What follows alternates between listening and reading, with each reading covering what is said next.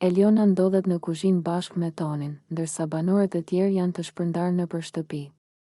Atmosfera është e qetë dhe për herë të parë pas ditësh, Toni duket më i relaksuar. Eliona e vëren këtë dhe me një buzëqeshje të lehtë vendos ta ngacmoj pak, siç bën zakonisht kur do të thyej akullin. Ajo i afrohet pak më shumë dhe i thot me një ton gjysmë serioz, gjysmë lojcak, Toni.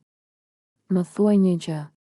Po sikur unë një ditë të thoja se më pëlqen? Do lidhesh me mua, apo jo? Toni në atë moment ngrin. Ai e ndjen sikur dikush i ka hequr tokën nga këmbët. Syt i hapen më shumë dhe shikon drejt Elionës pa ditur si të reagojë.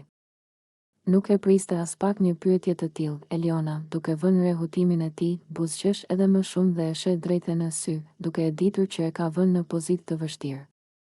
Ajo është shumë e qetë, shumë e sigurt në veten e saj, një vajzë elegante, e bukur dhe me një prezencë që zor e anashkalon kushdo. Toni kap kokën me dorë për një sekond dhe mundohet të gjejë fjalët.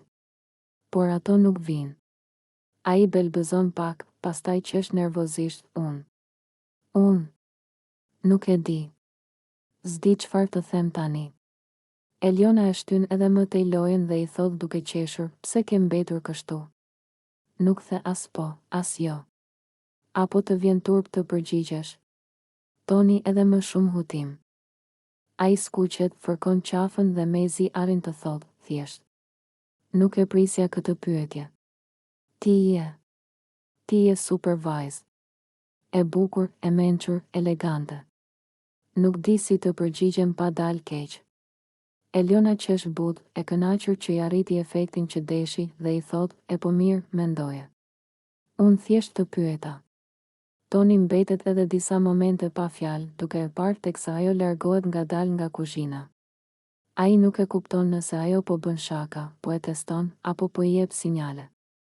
Por një gjë është e sigurt, Eliona e tronditi dhe ai nuk ka ndjerë rallëherë një emocion të tillë.